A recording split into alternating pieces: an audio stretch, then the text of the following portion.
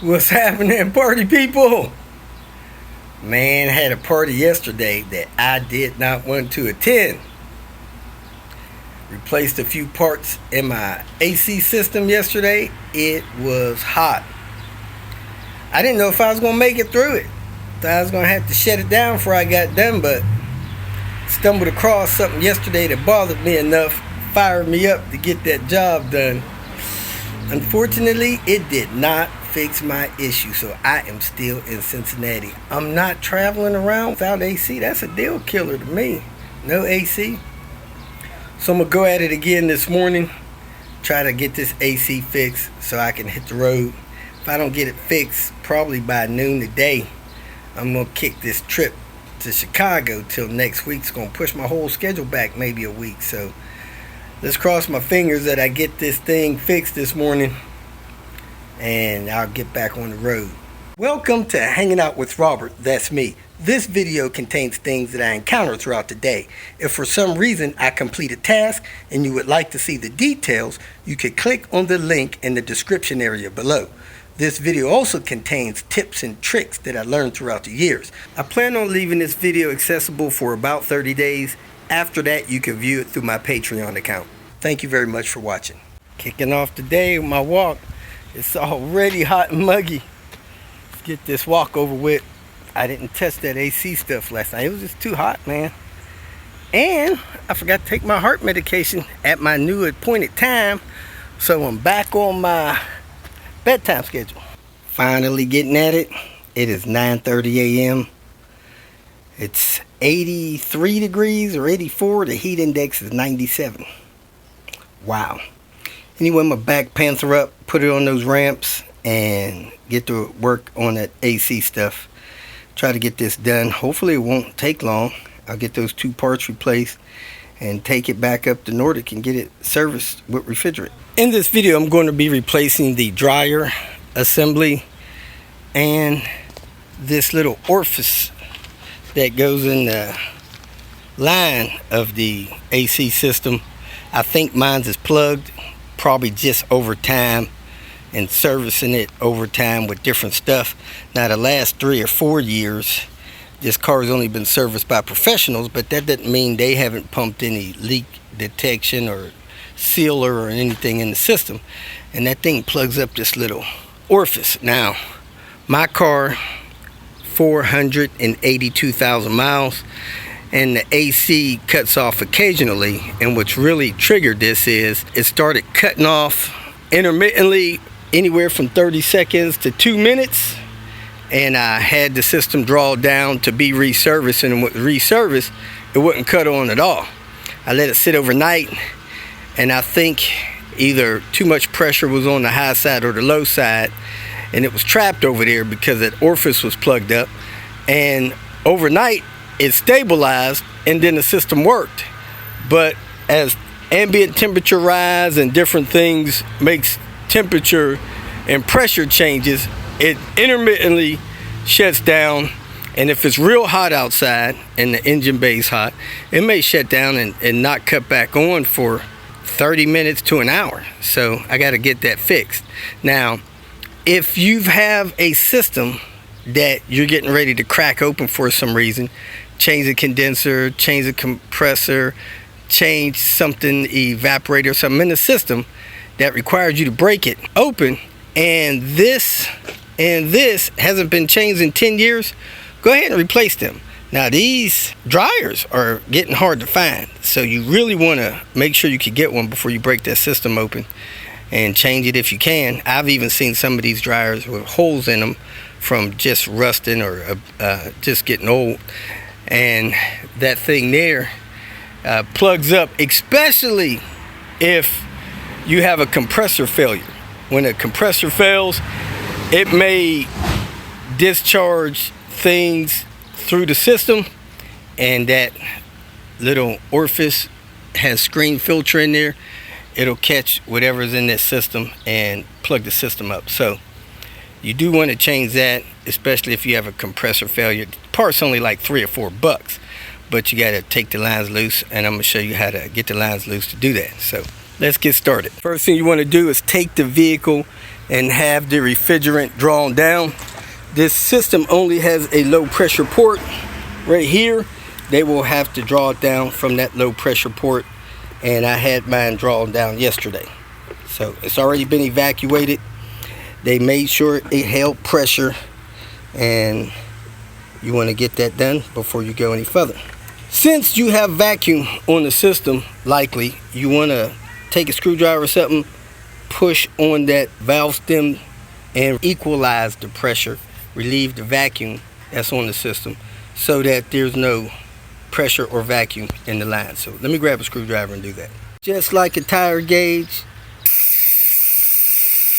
it actually felt like it blew on me, so there was a little pressure built up in there from somewhere.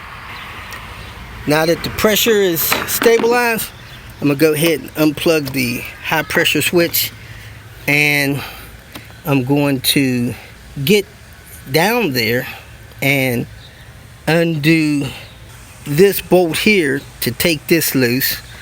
Then I'm going to undo this bolt here, this 10mm here. I think this is a T40. It might be a 6mm hex. Take this 10mm loose so this stuff can move around a little bit, and then I'm gonna get the release tool and release this line here. And mine looks a little rusty, but you come in from this way. It's got a spring in it. You come in from this way, spread the spring out, and then unplug it. I put the car in ramps. That should give me enough space to get under there. I moved my OBD1 port aside. I relieved the pressure. Now I got an extension and the T40. I'm gonna try to put that on there. I got a 6-inch extension. I'm gonna put another 3-inch extension on there so I can break that loose. I took this top bolt out. That's a T40. That's actually the wrong one. I wasn't really looking to get that one loose. I was looking to get the one under there loose. All the way down here, it's a T40, and mine seems rusted. I don't know if I'm gonna get it out or not, so I'm gonna get a extra long bit because it's at a bad angle. Try to get that out. This is a different line that breaks the system open, which is probably okay to get loose as well, but that was not necessary. So let me see if I get that one down there further. That screw is so tight I can't get it out. It may strip, I don't know. But you know, that's not holding the frame of the car together. I have no idea why somebody would make that screw down there so tight. Anyway, I'm gonna get the computer box out of the way. May need that out of the way anyway.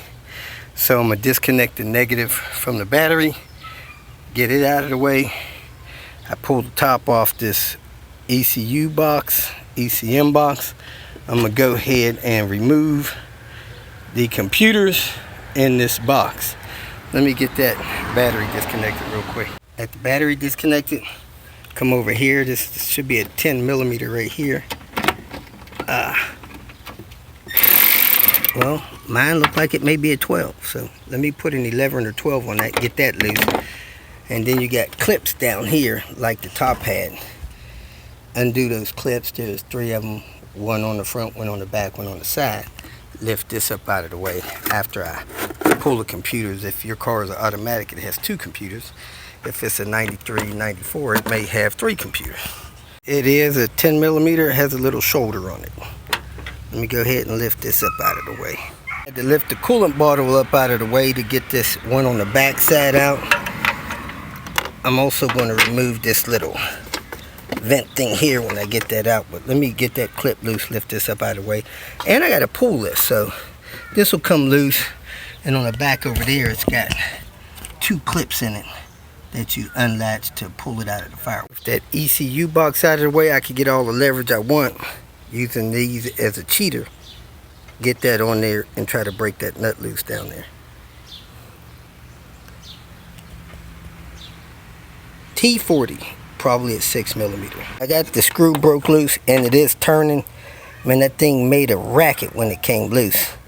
So I'm gonna try to get this line loose before I get that all the way loose, just maybe to have some stability there to pull that apart, but that may not work. Let me see, go grab my tool. I don't think that's gonna work because I don't have enough room here for the tool. So let me go ahead and finish pulling that screw out, Then I'm going to pull this screw out. Then I'm going to pull the screw out of the band bracket down under it. Then I'll try to get this loose. The screw, it's all the way out. Looks nasty, but it looks like it may be the same size that goes in the door check straps. So I may have one to replace this one with, because I'd hate to have to put that back in there with all that rust on it. Spraying these screws and threads down with PB Blaster. Try to prevent them from breaking. Got the bolt out of the dryer bracket, lifted the dryer hook up out of the rubber grommet right there. Now this is down a little bit where I can try to unscrew it. So I'm going to try to get 2 tools on that, start unscrewing that. I'll tell you what size they are. I'm really surprised how clean this dryer looks. I guess that's the Volvo part number, 9187629. But let me try to get this thing loose. Looks like a 20 here and maybe a 23 or 24 up there. It appears that this small one's a 21 and this top one's a 26. So I'm looking for my large adjustable jaw so I can break that loose. I hadn't found it yet. This is the part my mechanic found for me for this replacement on this dryer. Looks like it's 5 years old. February 5th, 2016. So I'm going to use this to figure out which tool I need to knock that loose on. It'll be the same, it'll fit on this. I got 4 colors, blue, black, red, and white. The sizes run smaller to bigger. The red's the smallest, then the blue, then the black, then the white. The white seems like the one that fits on here the best, so I'm going to try to knock it off with the white first. The white just fits in there with it closed, so let's see if that'll get that tube loose right there. When that comes loose, I'll be able to drop that hose down further to reach my connections on there, and I may be able to get a couple wrenches. I pushed that black one in there and they set in. Then I started wiggling and pulling on the dryer, and it's come out a little bit. It's come out past the spring. Now I just have to hold this back and wiggle this until it slides off that pipe, because that pipe slides in this swollen part. So it's loose, I just got to pull it out. And I grabbed it with 2 hands and it pulled apart. So now it's hanging. Now I'm going to try to get some tools on that lower portion and unscrew it from under it. Here it is. Let me get some tools on that and try to unscrew it. I don't have the right tools, but I got a couple that's close. I think I need a 21 and a 25 or 26. I'm going to try it with a 24 and a vice grip. I was hoping it wasn't that tight, but it is that tight. So let me go find a 22 or my adjustable jaw to get this broke loose. Having a hard time getting that loose. I just bent a bolt on the end of those vice grips. Put a little cheater on it. Still couldn't get that loose. So I'm going to go get some heat. Put some heat on that thing, see if that'll loosen it. From under here, you can see some of the failed attempts to fix this bumper. Some body putty there, some fiberglass here. This stuff is just failed attempts. A piece of that body putty fell down here.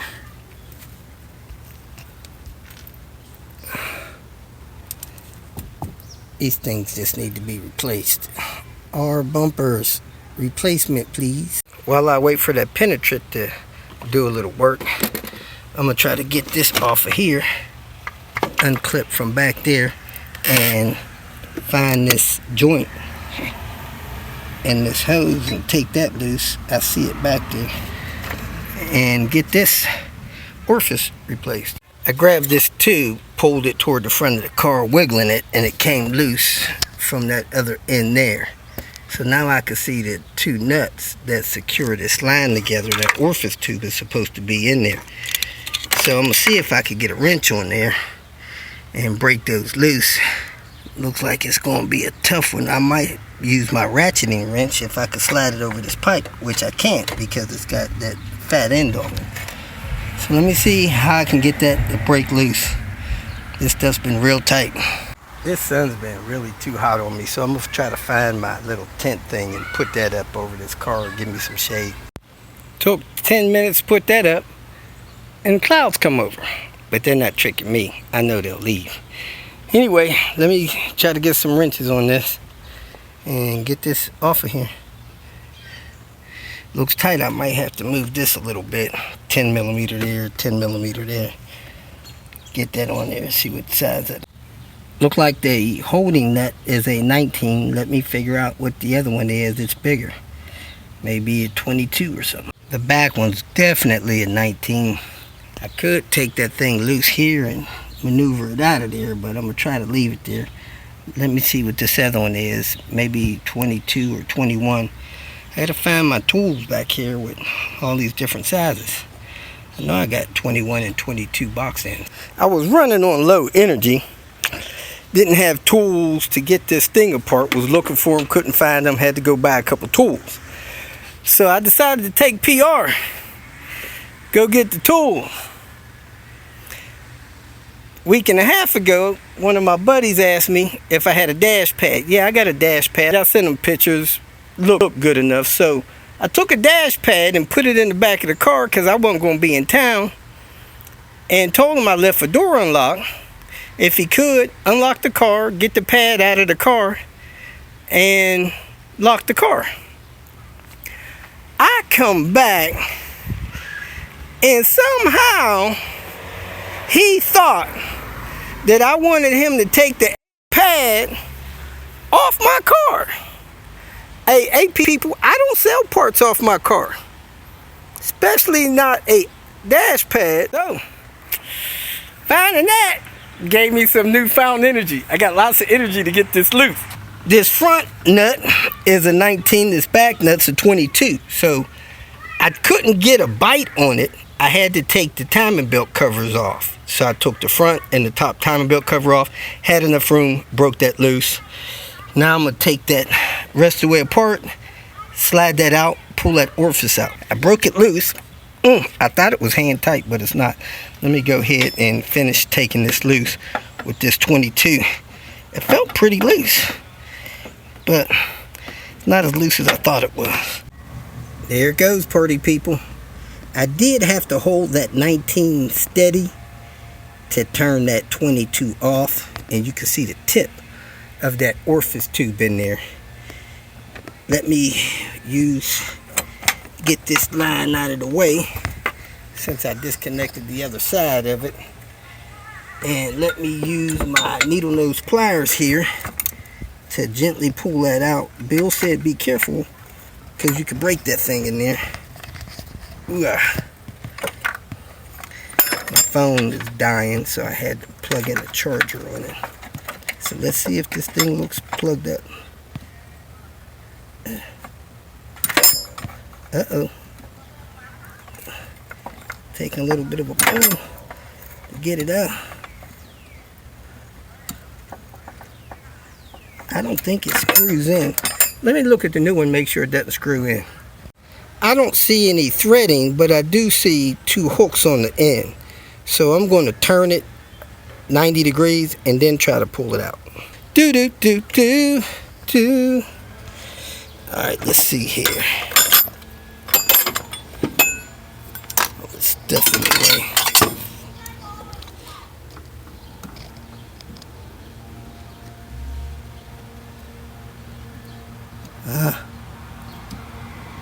Didn't seem like it wanted to turn clockwise. That thing doesn't seem to want to turn or come out. Let me ask my mechanic if I got to turn this thing to get it out or if I just need to pull harder. Okay, I pulled this thing straight out, and as you can see, it does not look plugged up. It's got a little bit of debris on it, but it's nothing like what I expected, so this is probably not my problem. So let me put the new one in and go ahead and put this thing back together. Get this dryer replaced. So there's my old one versus my new one. Let me go ahead and push this new one in till it locks in place. It even got an arrow on it telling you which way it goes in. and get this locked in place, get this line back together, and work on getting this dryer apart.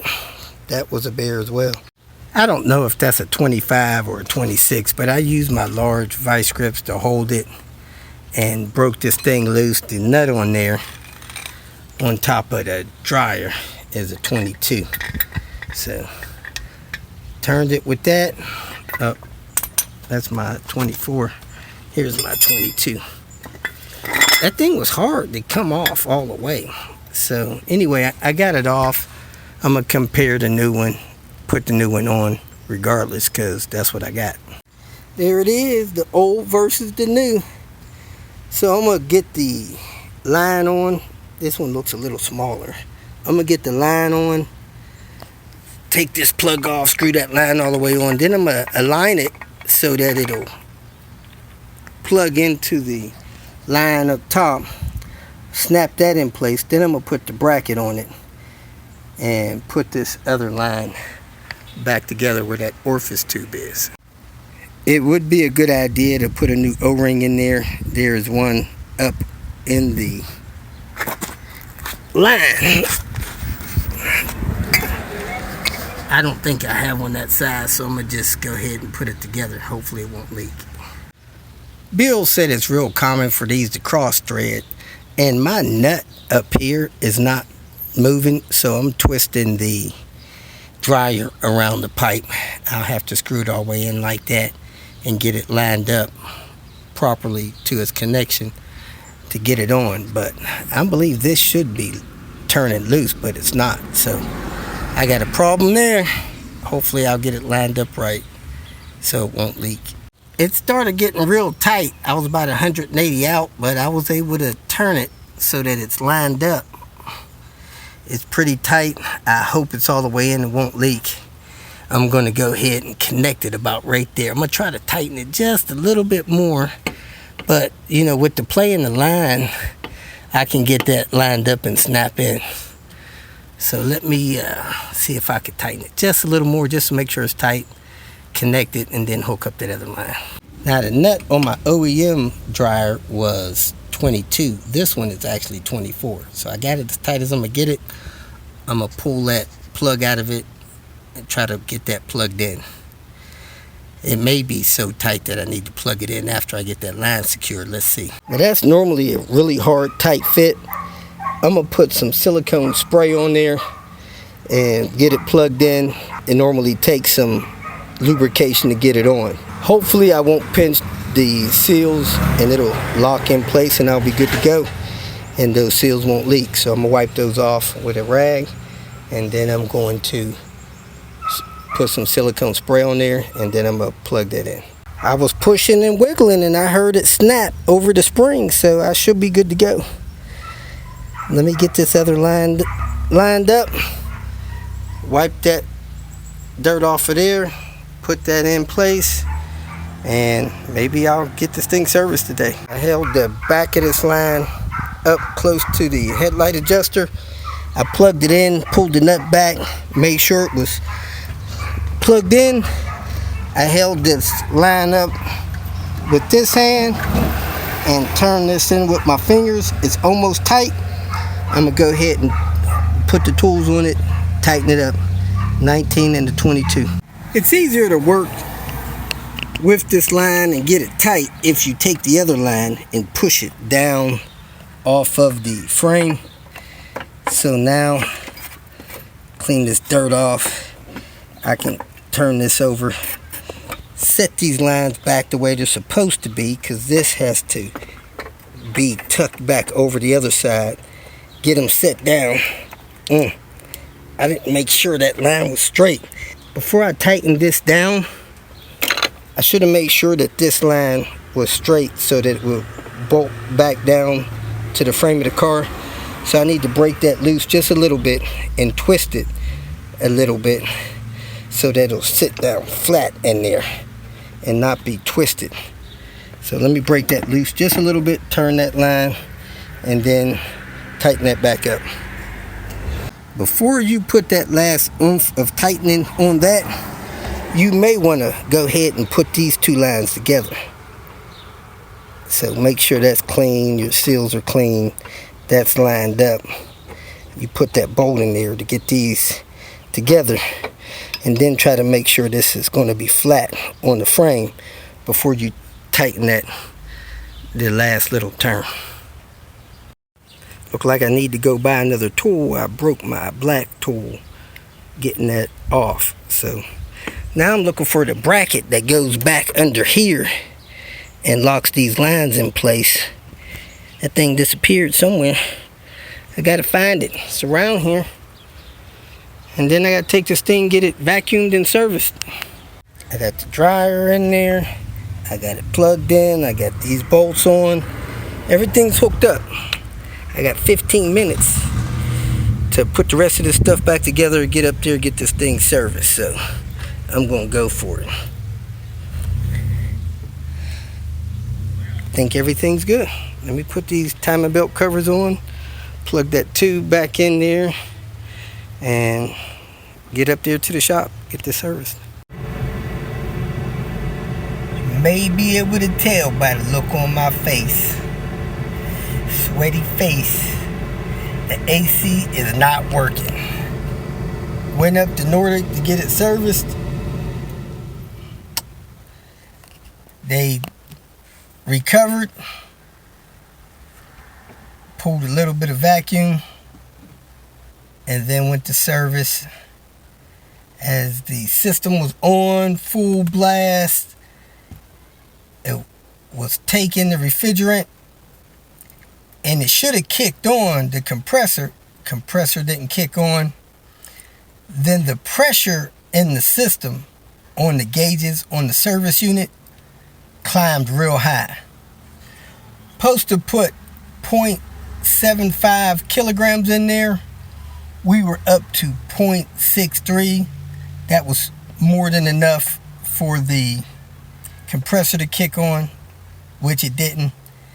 So he shut it down. He said the pressure was way too high and he didn't want to damage anything.